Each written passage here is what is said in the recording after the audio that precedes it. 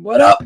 What up, everybody? I figured I wanted to go live tonight because it's time to start talking about the Mets and what this team is doing. I know a lot of you guys, have been in the spaces with me, and I've been in the spaces with you guys. And let's be honest, man, this offseason, it hasn't been good. I mean, it's tough. You know what I'm saying? And I know a lot of you guys are frustrated, myself included. Shout out to my guy Armand. What up, my brother? Good to see you in the room. Appreciate you, bro. But I know a lot of you guys feel the same way I do. Like, what's the plan? What are we doing? Every day you wake up and another name comes off the board, another name that kind of fit. Yeah, I know over the weekend, Akamoto went to the Blue Jays. And, to me, he was a perfect fit. I don't know. Maybe the Mets to me, these Japanese guys were like good fits. Like they didn't cost a lot of money. The guy Akamoto took a 4-year deal. He's a Gold Glover at first and at third, right-handed hitter. Kind of helps you with, Pete being gone. So, I don't know. I don't know what Stearns. I guess Stearns doesn't believe in these guys. I get, it is what it is. But, you even had Murakami, who's 25.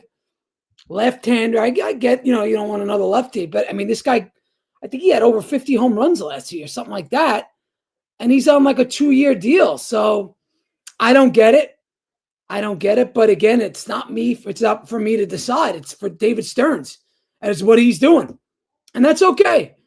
Look, you never know, right? I mean, maybe we go out, we get Kyle Tucker, and he falls in our lap, and we get him, and then everybody's going to be happy. But it doesn't look that way right now. And my guy Armand just he said, it's not just the Mets, it's the entire league freezing out the market. Ime and Akamoto were different because they had deadlines. And you know what, Armand, you're right. You're 100% right. The league is freezing everybody out. And I wonder if that's because of the ensuing, collective bargaining agreement that's going to come next year. Next year, there's going to be, there could be a stoppage. I don't know 100%, but there really could because they're already talking about a salary cap. I know a lot of you guys don't think that's going to happen, but I'm not necessarily saying that's going to be off. There could be a salary floor.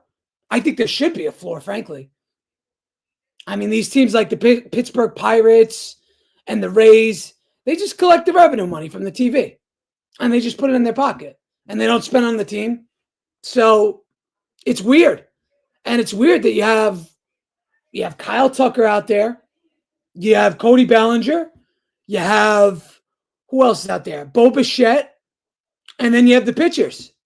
None of the big name pitchers besides Dylan Cease. None of them signed. So I know the Mets, that's probably their biggest need.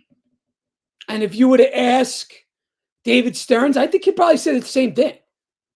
The biggest need right now for the Mets is starting pitching. And not just any starting pitching, it's front-end starting pitching, right? So I don't know what they're doing. I don't know what the plan is. But, a lot of Mets fans are pissed off. They're pissed off because really, there's not really a plan in place. David Stearns said on the day after the season that we're all about run prevention. That's what we're going to be doing moving forward. Run prevention. And I think the Mets fans feel like, we're being lied to.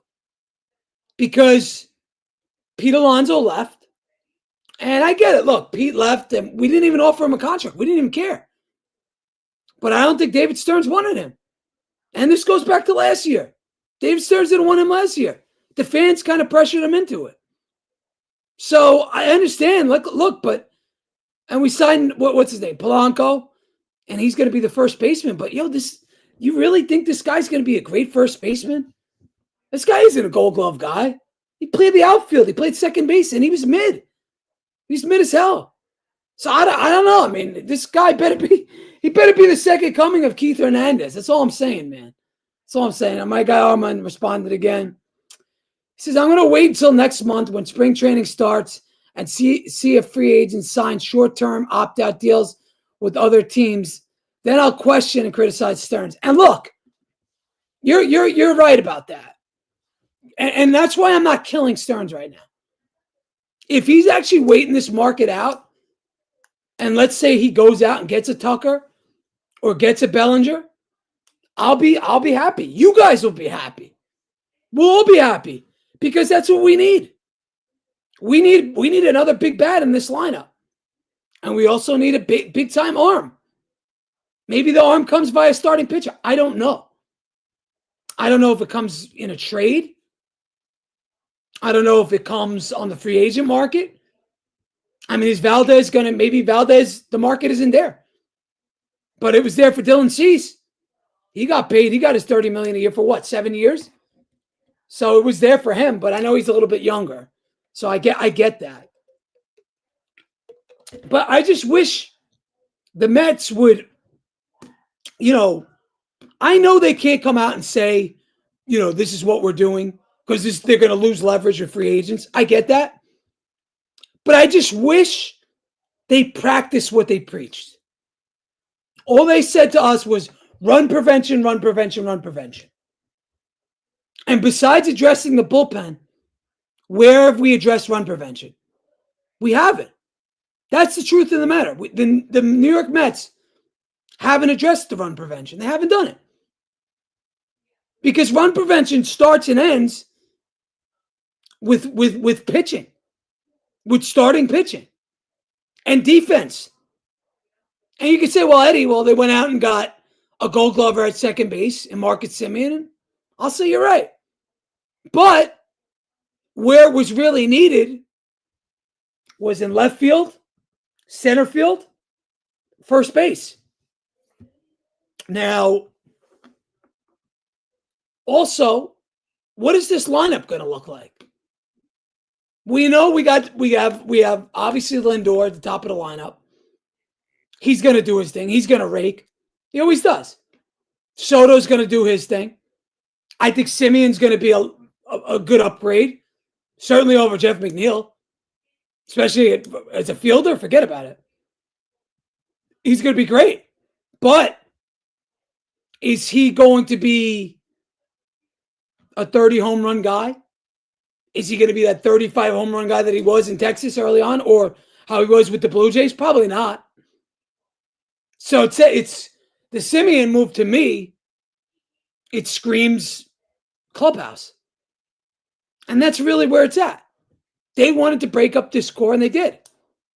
Now, you could say that losing Diaz, I mean, that was kind of crazy, man. I mean, you lost the best closer in baseball. Now they went out and replaced him. We got Devin Williams, and I like Devin Williams. I do. But is he an upgrade over Diaz? He's not. He's not. And I get it. Look, I don't understand what the plan is. And I think that's why we're all pissed off. And we're banking now on kids to do this job, right? It's going to be kids that are ultimately going to do this. Give me 1 second. I just lost my screen. This went down. So, all right, there we go. I'm back up. So we're going to be banking on kids to be filling in all these holes. We're banking on a lot of bounce back years. And I don't know how you guys feel about that. But right now, if you were to take a look at this Mets offseason, right, and just see what's being done, it's sort of being sold as like responsible, that we're being super responsible and we're double checking guys and we are making sure we are not giving out any bad contracts. So that's being sold as a responsible offseason. And I can live with that. But really, what it is, if you want to be truthful and you want to be real, it's unfinished. It's unconvincing, right? Like, we didn't get anybody that we say, wow, we're a better team now than we were last year. Now, you could say, all right, Eddie, give it until spring training, give it to when everybody's here, and then judge it. And I'll say no problem. No problem. But you guys have to understand that, like, we are unfinished. Totally. We are an unfinished product. And we are dangerously thin where it matters most. Right? Let's be honest. Yes. And I'll get to the comments. Just let me just give this up. Yes, the bullpen has been addressed, no doubt. And the bullpen is good. The bullpen is damn good. But that was a weakness, right? It was a weakness at the end of the year. And Stearns and Co., they patched it up, right? The bullpen was a weakness last year. It was weak. But we did our job and we patched it up. Now, I wanted to bring Tyler Rogers back, but at $12 million a year, I understand why David Stearns passed, right? So we could live with that. My guy Armand says, per Jim Duquette, league sources has told me that the Mets, Dodgers, and Blue Jays are the most aggressive suitors for Kyle Tucker. Nothing appears imminent. And he says, but there's some distance between the other teams reportedly interested, but those are the main things. Now, hey, Armand, if you are right about the Mets and Jim Duquette's right, I will not say a word. Again, like I said, the offseason is unfinished. And it's unconvincing. But we still have a lot of time to go. And if that's real, and we end up with Kyle Tucker, I'm going to be very happy. But I don't think we're going to get Kyle Tucker, and I'll tell you why. I think if Kyle Tucker was a center fielder, I think we probably would have already signed him already. But let's be honest, he's a left fielder. Is that really a position of need? Is that run prevention? It's not really. It's not. Now, it's good. It's great. Kyle Tucker, if we signed Kyle Tucker, I would be going nuts right now. All you guys would too. Be honest. But if we're one of the three main teams, that tells me that Kyle Tucker's not getting the years he's looking for. And it's crazy because he is so good. And, he's a really good fielder. He's got a great arm. And he fits what we're trying to do. But do you really see the Mets giving him like a 5, 6 year, 7-year deal? I don't. I can't see it. Just by the way the Mets have been moving, And that's why I'm saying that we're still thin and we're still underwhelmed. But I give, again, getting back to the bullpen, I'll give credit to where it's due. We now have a solid bullpen. We have Weaver. We have Devin Williams. We have Minter coming back. We have Rayleigh coming back. It's a good 6, 7, 8, 9. It's good. And I'll give Stearns all the credit in the world. But that was a weakness, and we took care of it. But the thing is this. You don't win October baseball by just fixing the bullpen, right? You need much more than that. You need to have a team. You need to have some camaraderie. We need to have some chemistry.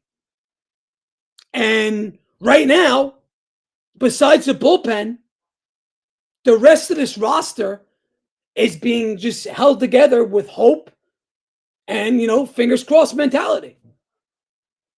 We're running out right now.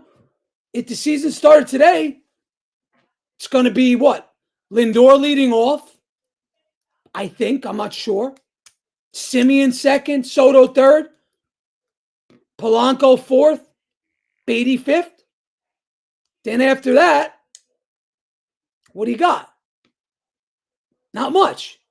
Because once you get past Beatty, the fourth or fifth spot, the offense turns into a giant question mark. Giant question mark. And that's a problem. That's been the problem, since last year. 5 through 9 was one big strikeout after another. Now, look, Could some guys revert back to form? Yeah, sure. Maybe we get a big year out of Alvarez. I don't know.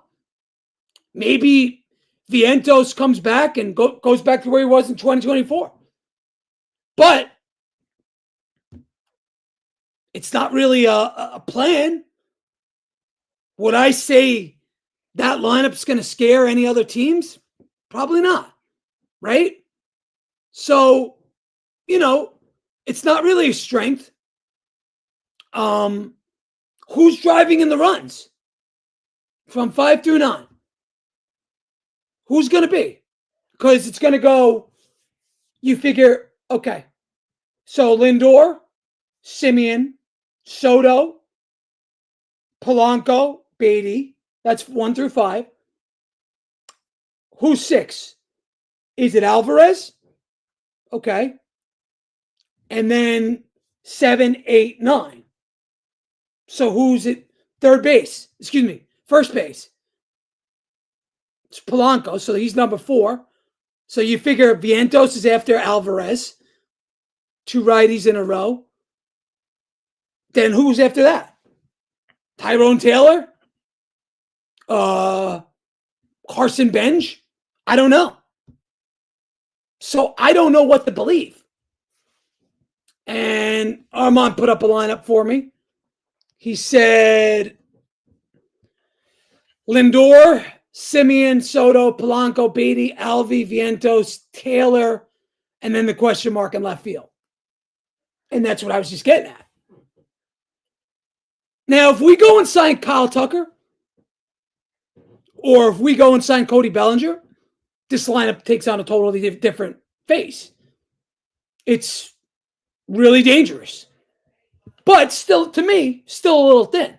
Even if you get Cody, and even if you get Tucker, you're still a little thin because besides, look, Alvi can hit, but Alvi's inconsistent. Vientos can hit, but Vientos is inconsistent. Tyrone Taylor, I don't have much faith in him. I don't. So those are 3 question marks. So who's going to scare? Who's scaring you right there? Who is scaring you? And shout out to TC. I appreciate you reposting the stream. But does anybody scare you? Tyrone Taylor? Come on, man. And look, if you want to go with kids and that's the plan, I'm okay with that. I really am. I'm okay with that. Because, look, this is definitely a retool. I know people don't like the word rebuild, so I won't say it. But if you had put a gun to my head and asked me what this is, it is a rebuild. Now, you guys may agree. You guys may not. I don't know. But when you have Carson Bench and who else? Who else is going to be starting? Is Mauricio in this lineup? He's another question mark. He could be maybe get some time at third. I don't know. Is it just Vientos as the DH? Do you bring in a guy to hit left-handed pitching? I've been saying all offseason, I made quite a few posts about it. Bring in Miguel Andujar. Bring in out the Andujar. What do you got to lose? Andujar fucking smokes left-handed pitching. Matter of fact, if you got Andujar, you probably get him on a 1-year deal. And if I would put him, he's actually good in the field. He's got a pretty good arm. He's not terrible. You could probably get him for probably $8 million. And to me, we've been a team that hasn't hit left-handed pitching in years. This is going back to 2022. So you may say, Eddie, I don't want Andujar. He's a fucking scrub. And I'll say, listen, yes, he's a journeyman, but he can hit left-handed pitching, and he's really good. Let me go. A matter of fact, let me see if I could. I have a post because I actually put a post up on Andujar, and he could. When I tell you, he could smoke left-handed pitching. He could smoke it. I'm telling you, he is that good. Let me see if I can find it. I don't have it yet, but I'll get it up when I get a chance. I got to move this stuff around, so yeah, I'll share it when I get a chance with you. But it's Andujar just smoking the ball. Let me get rid of this for now. But look, I think Andujar was 387, 900 OPS, 8 homers, and like 100 at-bats versus left-handers. You telling me that's not good? Platoon him and Vientos as your DH. Or you could even use Andujar in left field. So that's not bad. It's not terrible. Armand says if they sign Tucker, then they should sign Harrison Bader. Look, I would love Harrison Bader. I made a post on him too. I would love to get Bader back. But again, how many years are you going to get Bader? You're going to give him more than you're going to give him a 3-year deal? I'm not comfortable with giving him more than 1. All these guys, I want to get them on 1-year deals. Now, obviously, Bellinger and Tucker are different. But a guy like Andujar, if you could get him for 1 year, get him, sign him. That's what you got to go out and get. You want a guy that smokes left-handed pitching. That's what we've been doing. That's what one of our weakness. It's been there for years. So we'll see. We'll see what the Mets do. But look, again, we have to kind of just understand the fact that this offseason is going to take a while. Stearns is waiting the shit out. And look, I get it. I'm just as frustrated as you guys. I really am. I am. Because I want to win. I want to get all the good players too. But I don't think Stearns is going to give out long-term contracts. He's not. So we'll see. We'll see. We'll see when it gets to that. So after that, after the lineup, what else do you guys think needs to be upgraded? What's the obvious place? You guys know. You guys know. Now, you may not say it, but you guys all know it's starting pitching.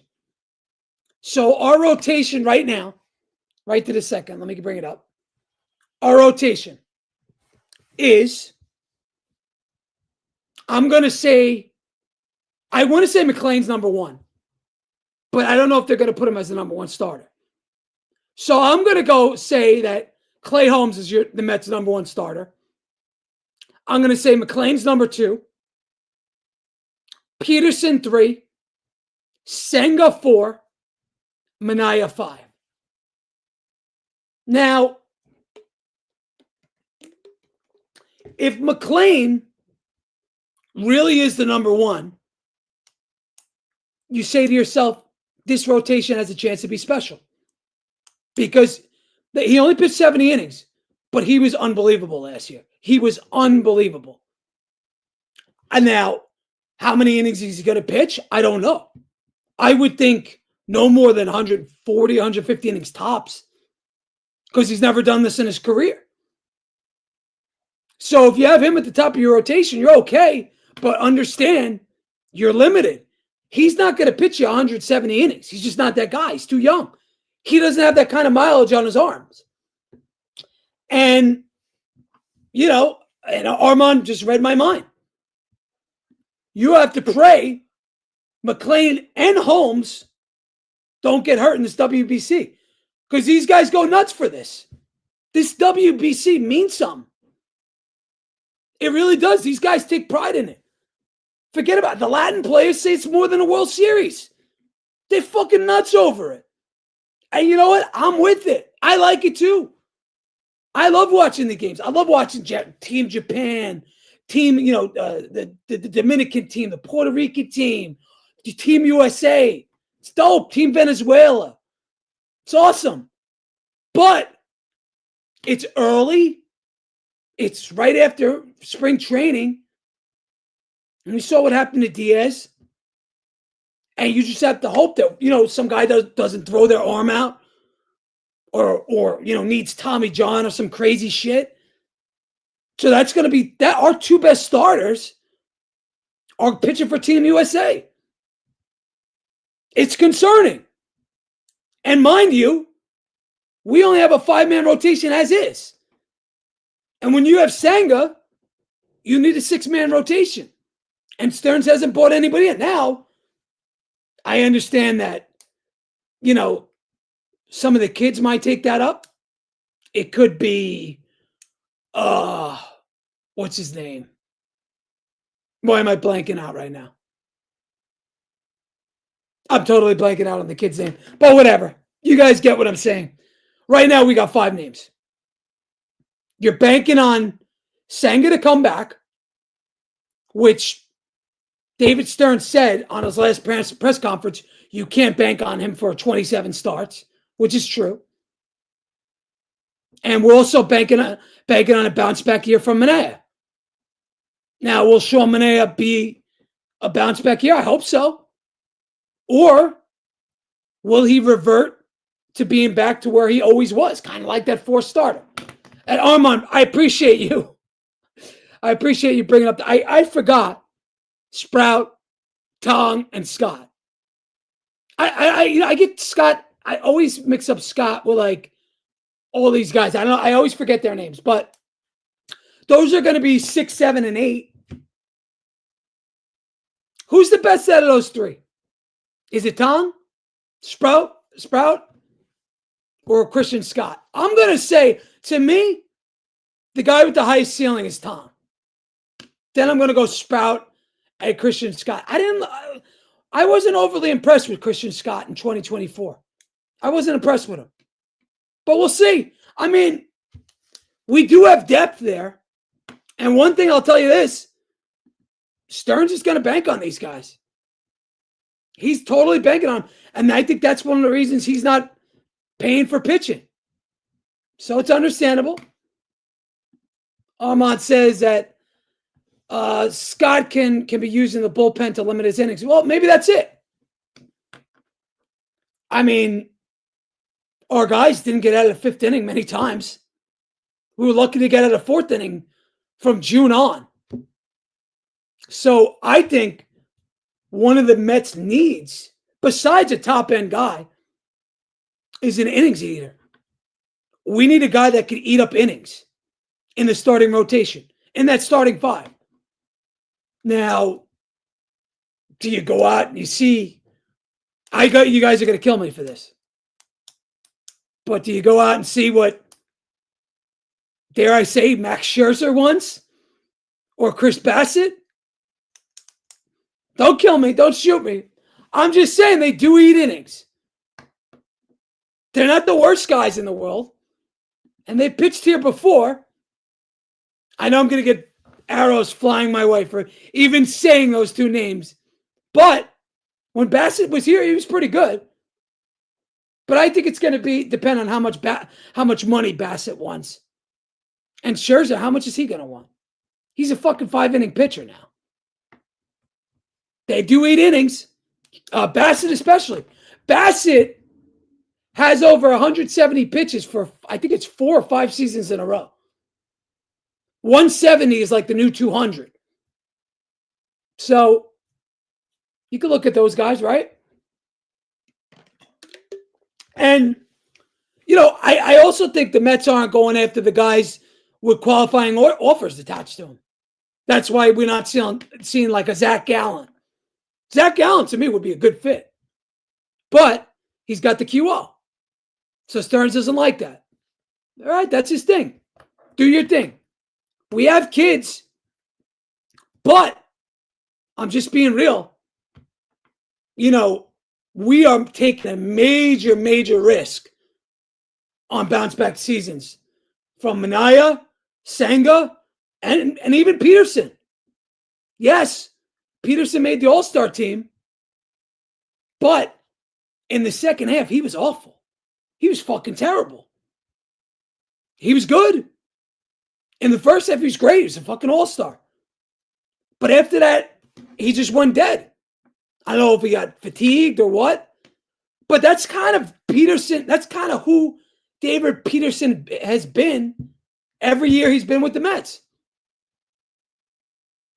So we'll see. Armand brings up, besides the top-end starter, Nick Martinez, Zach Littell. Names don't exactly move me, but whatever.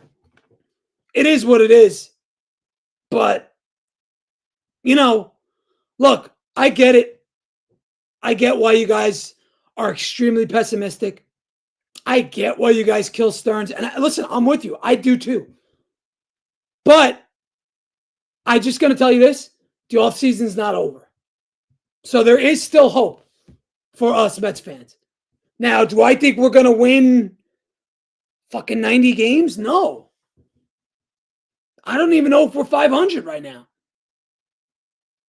Now, if everybody bounced back and everybody, has the best seasons of their career, this team can make a wild card, 100%. Because think about it. Alvarez hits 25, 30 homers. And Vientos hits 25, 30 homers. Peterson pitches to a sub-3 ERA. Clay Holmes gave you what he gave you last year.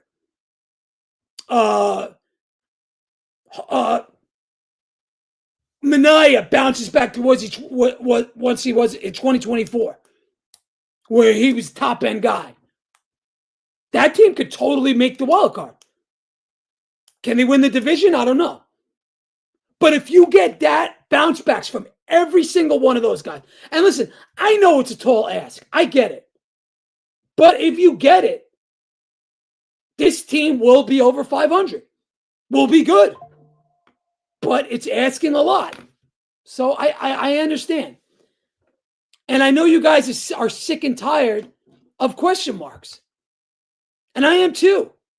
You don't think I want Kyle Tucker? You don't think I want Framber Valdez or Ranger Suarez? Of course I do. I want the best guys, period. I want to go out and trade for Ohtani. But we have to be realistic. Stearns only wants certain guys. That's okay. Signing Gallen would cost a first-round pick, and teams love their picks. I believe he's going to get the Nick Pivetta treatment and be the last to sign. Yeah. Or maybe he gets signed during the season. Right? And teams don't have to give up the pick. So I think it's after June. Once you get into June, then you don't have to give up the pick. Could happen. He's not that good, Zach Gallen. I mean, he was good in years past, but he hasn't been that good recently. I would take it. I would take a flyer on him, but I don't want to. I understand Sarge doesn't want to give up the picks because we're trying to build a farm system, and we're trying to build one of the best farm systems. And I think that's why he's being so patient. But where Mets fans get pissed off is that he doesn't come out and tell us. And it doesn't look like there's a plan. It doesn't look like there's urgency, right? That guy Imai, the Japanese pitcher, why weren't we in on him? He had a sub-2 ERA in Japan. And he got like nothing, and he's got to opt out every year. Why weren't we getting? Why didn't we get him? I think because Stearns wasn't sold on him. Who knows? Maybe the guy comes and sucks. Recently, Japanese guys have been good. But if you go back in the day, some of them used to be garbage. Like the guy in the Yankees. What was his name? The guy George Steinbrenner called the Fat Toad. What was his name? Not Tanaka was great.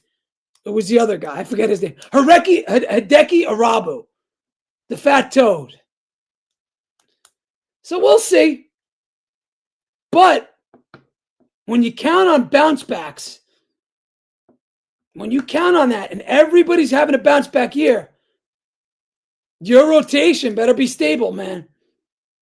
Because everything has to go right for this to happen. For you to contend, Senga's got to be that ace again. He's got to give you 140, 150 innings. Peterson's got to be that quasi-ace. Manaea's got to be a quasi-ace. Now, if Manaea came back here and he pitched me 150 innings and gave me like a 3.7 ERA, I'd be happy with that. Because that's all I kind of expect out of him. Now, Senga, he's the guy that if he gets it together, he's dangerous because his pitching's off the hook. That goes fork slider. When he's pitching, it's almost unhittable. But again, another if, another question mark. So we'll see. The only problem is when you're counting on all these guys to have bounce back years, if one of them has a setback or one of them has an injury or one guy doesn't return the form, then your entire rotation goes back up in the air, becomes a question mark. So when you hope for bounce back years and it doesn't happen, your plan goes awry. Now look, I'm just as hopeful as you guys.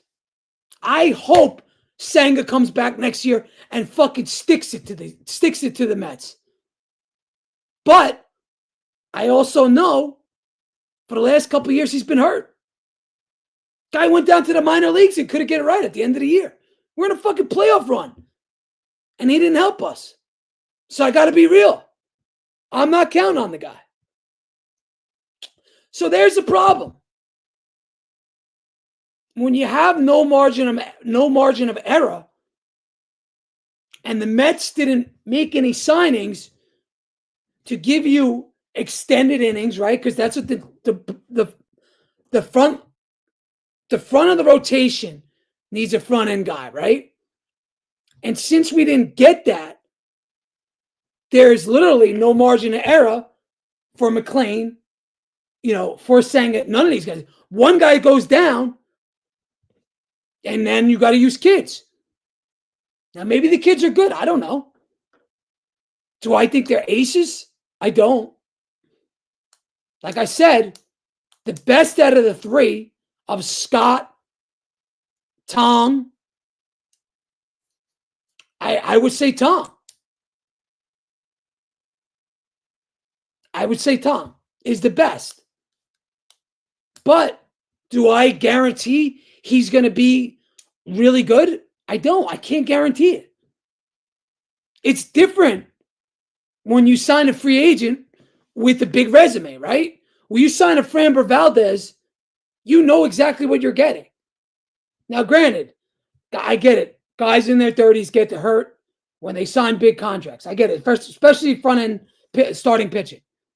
But if you took Framber Valdez and plugged him in at the top of the rotation, you know exactly what you're getting.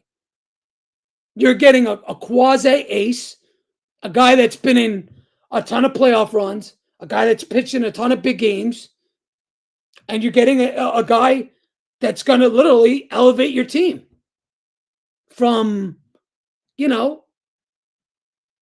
what are we? We signed Framber. We're probably like a 84, 85 win team with just him. Because, again, some of these guys are going to bounce back. Mania probably will bounce back. He was hurt all year. It ruined his season. The year before, he was borderline unhittable. The Dodgers couldn't hit him. So I have faith in him. But I also have reluctance. I don't necessarily believe. And I have every right to not believe in Mania, or not to believe in Senga, or not to believe in Peterson. Because they haven't shown me they could pitch a full season. Senga did it once. Peterson does a good half every year, and that's it. Same with kind of Senga. So we'll see. Again, everything could change.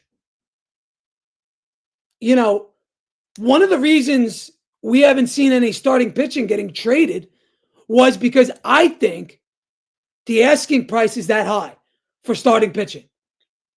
Guys like Joe Ryan. Joe Ryan is good, but is he a number one? He's not. He's like a number two, number three on a good team.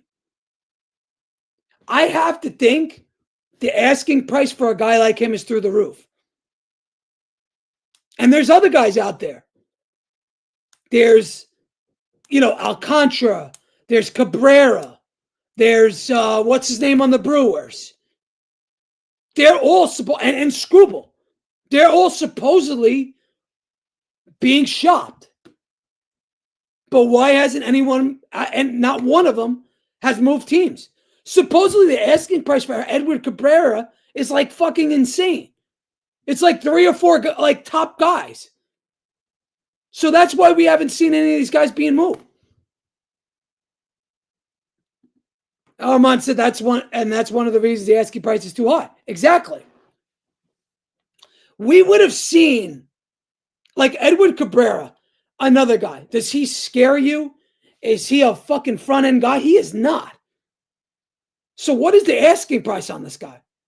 So if the asking price for Edward Cabrera is here, imagine what Sandy Alcantara is. The asking price for Sandy Alcantara is probably like Tong, Sproat, Binge. Who knows? Because he's got 2 years. Then you get the Struble and what's his name on the Brewers? What's the Brewers top end guy? I forget his name, but who is it? Let me look it up.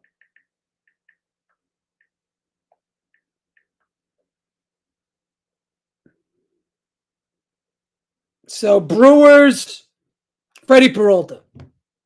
Again, 1 year deal. 1 year left on Freddie Peralta's contract.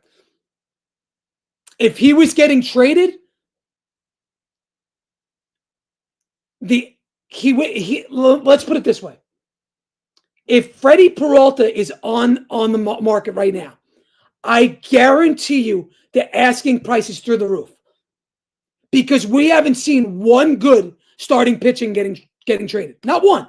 Name them to me. So I have to think if the price for Edward Cabrera is 3 top-end guys, can you imagine what Freddie Peralta is or Struble is? Struble's probably 5 guys.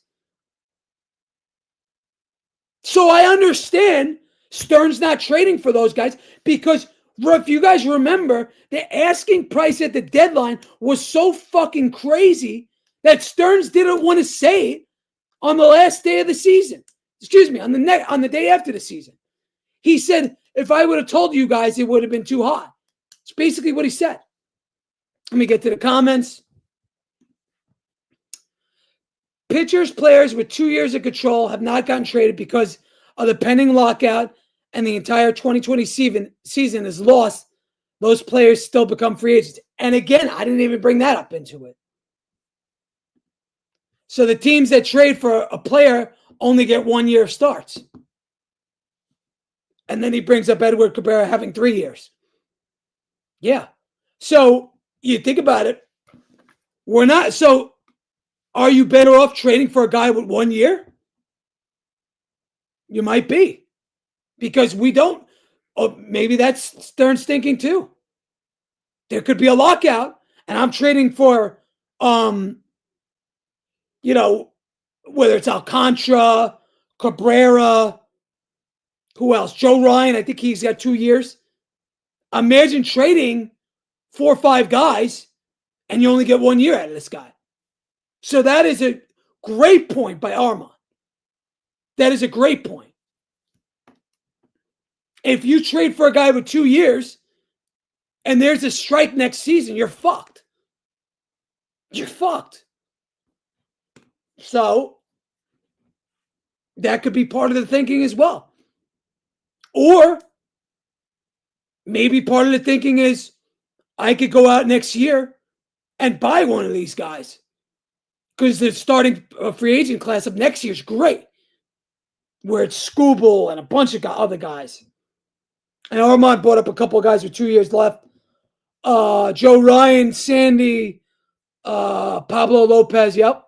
And I think there's a couple other guys too. I want to say a couple other names too I've seen. Supposedly, as of about a half an hour ago, I heard that the asking price for Freddie Peralta I read, I didn't hear. The asking price was like 3 top guys and like 1 or 2 major league guys. That's crazy for Freddie Peralta, who is good. But is Freddie Peralta great? No, he's not. He's like a number 2. Don't get me wrong. I would love to get me Freddie Peralta on the Mets. But if the asking price is, Tong, Sproat, Benj, and or a couple other guys, I don't know if I'm doing that. Especially for like 1 year. That to me is crazy. Now, if you trade for a guy and you get a window to extend them, that's a different story. Then I'll give up more guys because at least I'm going to know I got this guy for the next 5 years.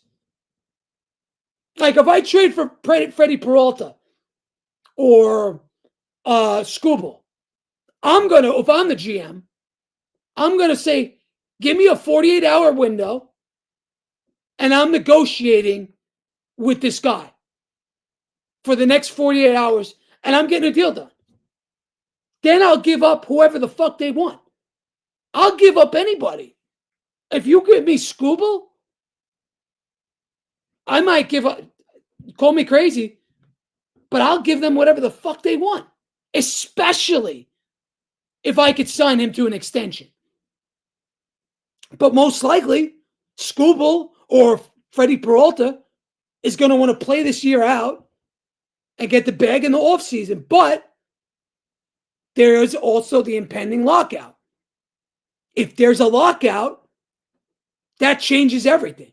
Or what if there's a strike? Now, people may say, Eddie, you're crazy. What are you talking about?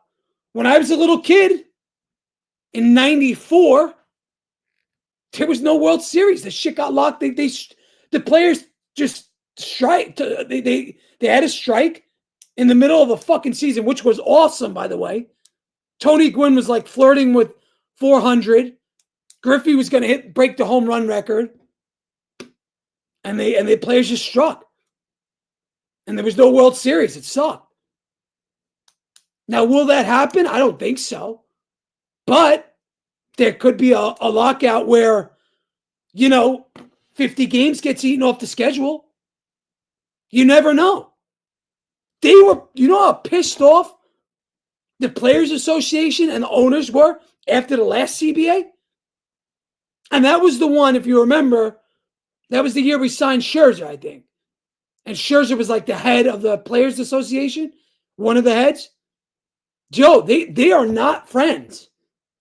They're not friends at all. So don't just think that, there'll be a stoppage or there could be, there could be games lost next year.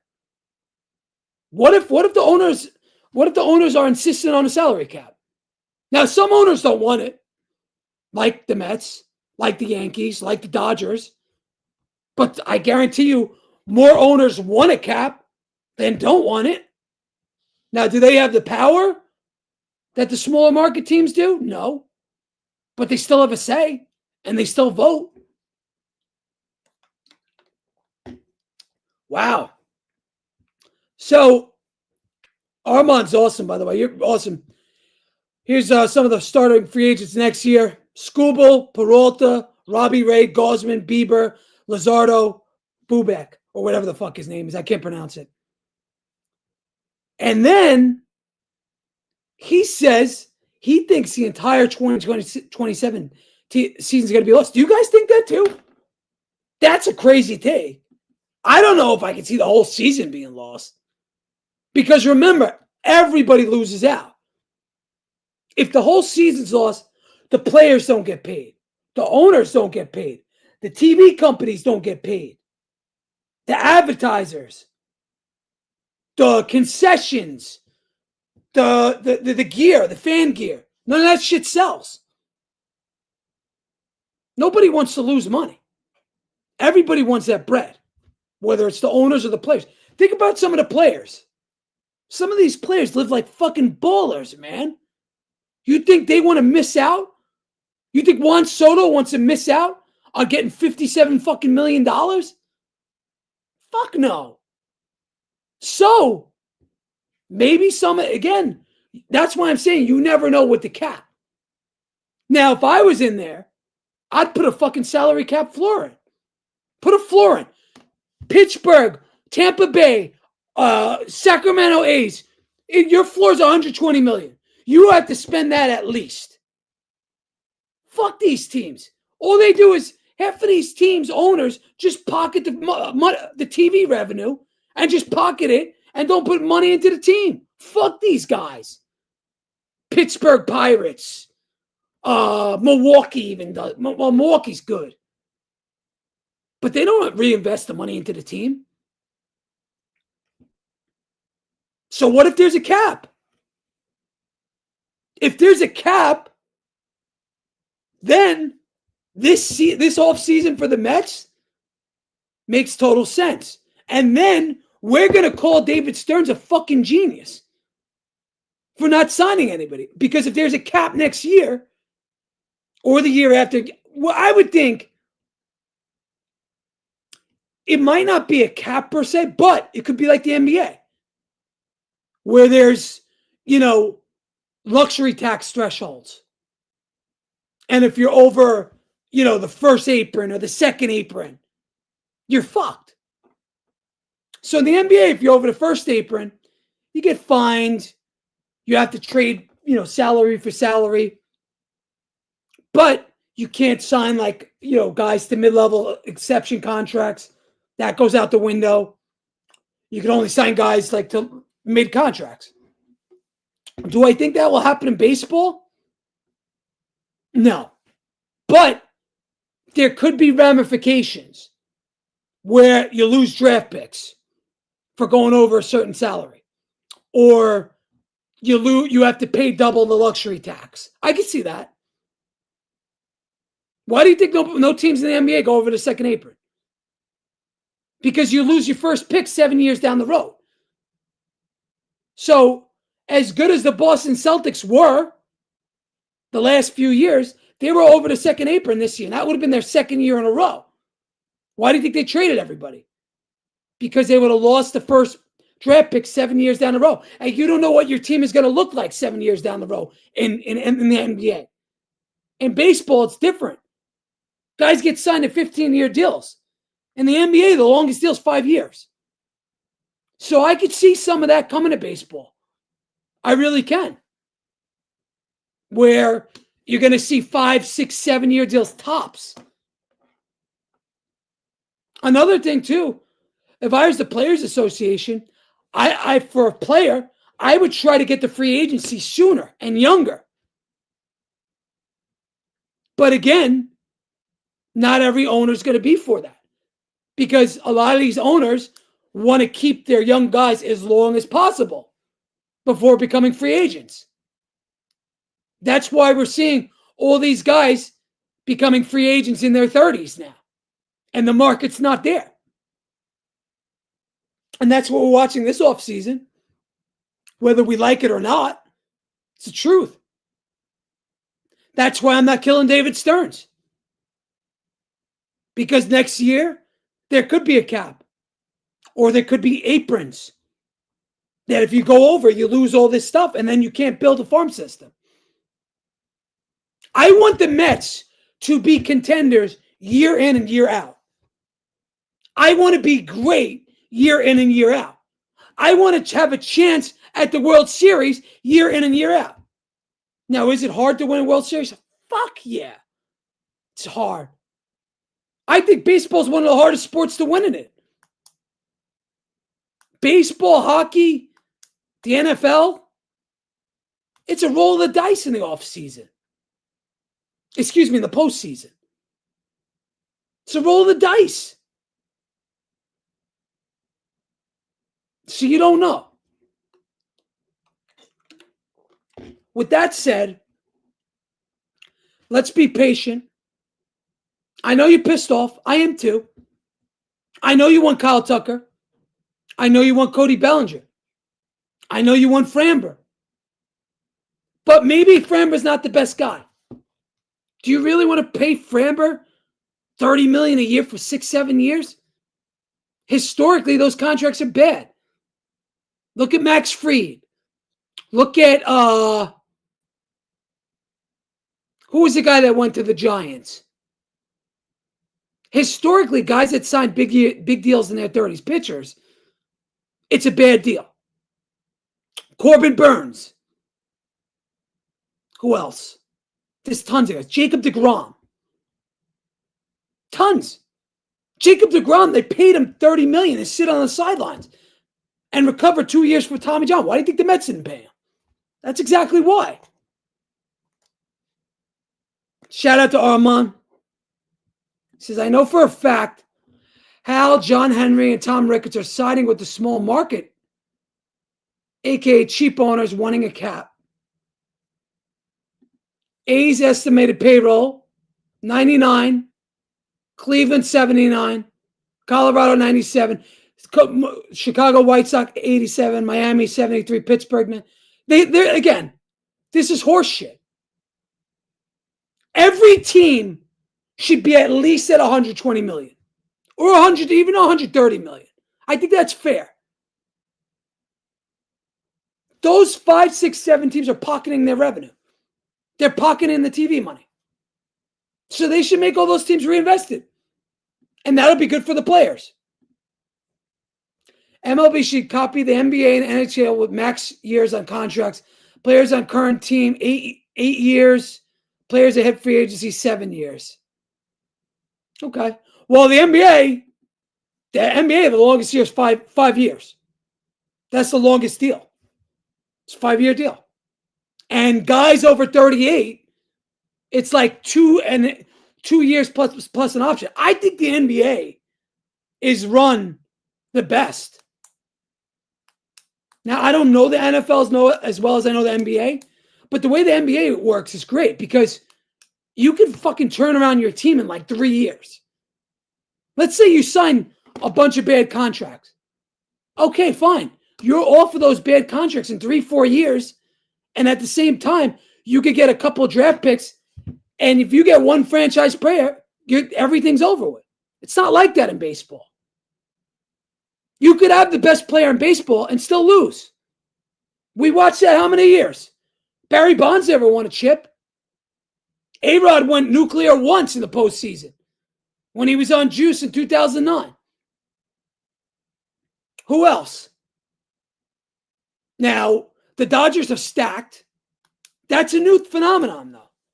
The Yankees were stacked in the 2000s, and they won every year. But really, the best teams don't win. Mike Trout, he's another name.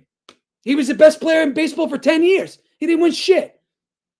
So that's why baseball and a salary cap really is doesn't really matter. But MLB needs a floor. They need a salary cap floor. This can't go on. This right here cannot go on. It's bullshit. So look, that could be a good thing for the Mets. That we're not tied down for years to come. Now we're tied down to Soto, but I don't mind being tied down to Soto. He's awesome. Lindor, I don't mind. He's good. He's borderline great. He's great some years, but other years he gets down. Last year was a little down, but I like Lindor. I don't mind paying him. That's a good contract. But imagine we go out and we give Framber 7 years and then he needs Tommy John surgery. Kyle Tucker, how's he going to age? Cody Bellinger, how's he going to age? Now, if you're talking 3 or 4 years, I'm speaking your language. But when you get to 6, 7, 8 year deals, fuck that. The only guys I'll take those kind of deals with are like the young guys.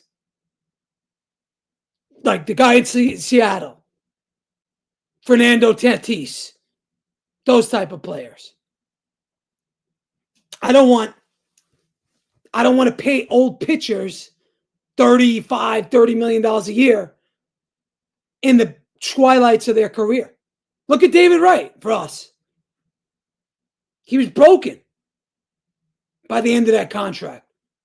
Wasn't his fault. His back broke on him. But we'll see. So again, maybe we go and steal somebody. Imagine if we steal Kyle Tucker. Imagine that. Even if we get him for a year,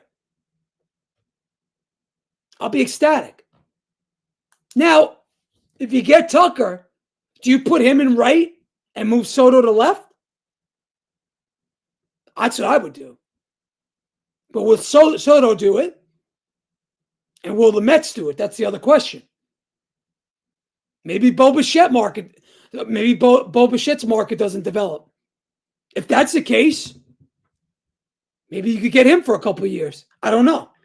Again, I would think these guys are going to want opt-outs after year one. But the Mets will do that. The Mets will give Kyle Tucker $35 million probably for 1 year. But if I'm Tucker and I'm Bellinger and these guys, I'm going to want 5 years minimum. Armand says the QO needs to go away. I think everybody agrees on that. Everybody. The owners like it, but the players don't, for sure. Like we mentioned earlier in the show, Zach Gallen. He might have to wait till June to get signed, even though he's good. But he's a question mark. And we saw that a couple of years in MLB. So we'll see. But if it was up to you guys, and it was your dream offseason for the Mets, right now, and you could add anybody, who would it be? Would it be a pitcher, a position player, or both? Obviously, it's both, right? But if you had to pick, and you could only pick one, starting pitcher, or a great outfielder, center fielder, whatever, who do you pick? Let me go to X. Let me see this.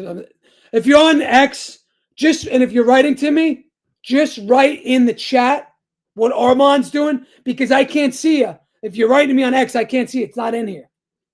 Same thing on YouTube. Shit, all right. Jennifer says, I'll take Kyle Tucker right now. Okay. She wants Tucker. Chris Peters says, trade anything and everything for Scooble. Okay. That's interesting.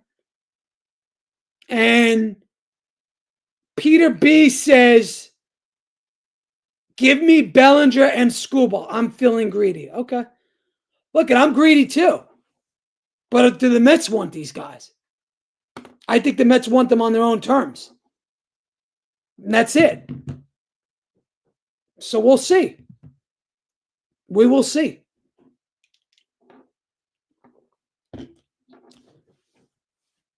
I would say right now, as is, going into spring training, I'm going to give the Mets the benefit of the doubt.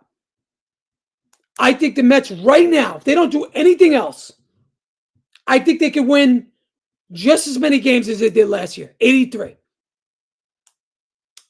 I do. Because everything went wrong last year. I can't see that happening for that long. What were we, 17 games under 500 from June 12th on? I don't think that'll happen again. Shout out to my guy Michael. He came in. He said, I would take Tucker only if it is for 4 or 5 years, not 8 or 10. And Mike, I think the Mets, I agree with you, first off. But I think the Mets are thinking the same thing. I think the Mets are thinking that with Tucker with maybe even less years. The Mets might be in on all these dudes. They might be in on Bellinger, Tucker, Framber. Who else?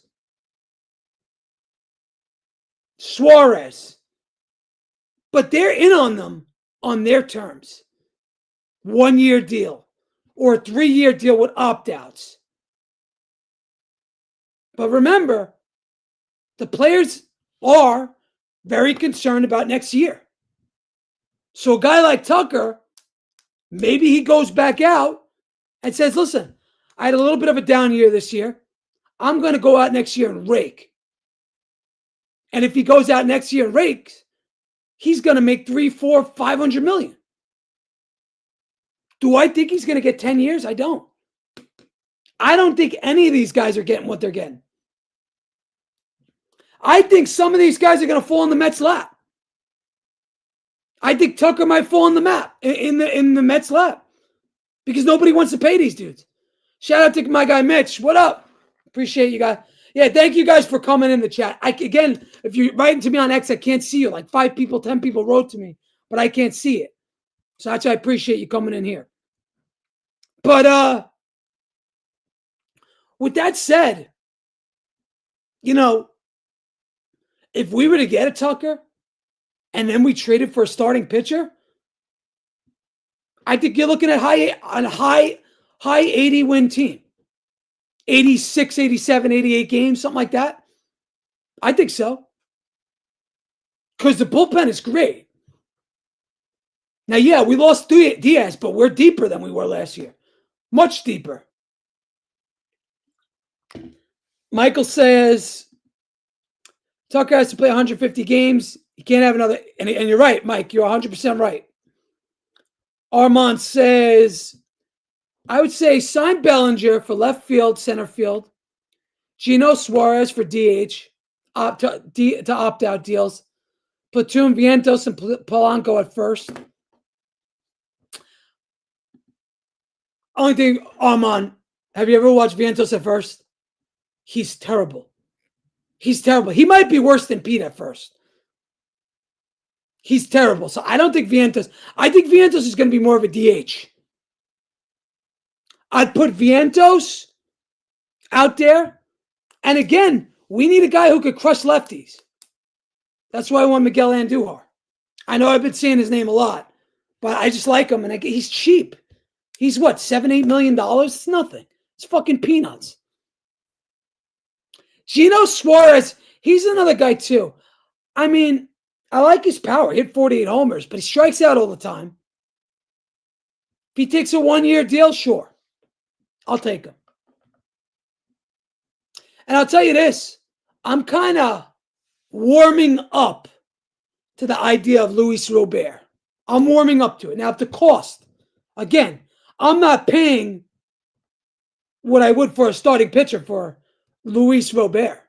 But if they want a Vientos, or if they want a Mauricio, I could give them a deal with that. I'll throw in one of the pitchers, sure. That's a deal I'll accept. Because you get a great fielder at the least. And if he hits like shit, he hits like shit. But I'll take a chance. He's young. Fuck it. Maybe he comes here and rakes. There wouldn't be much pressure on him. It's not like if you make a deal for Robert, they're going to go out and boo you. They won't. So I'm warming up to him. Would I rather Bellinger or Tucker? Yes. But if we can't get them, and those guys want 7 years or 8 years, whatever it is, and we could trade for Robert, I'm doing it. As long as the price isn't too high, I'm doing it. But that's about it. Listen, I appreciate everybody that came in.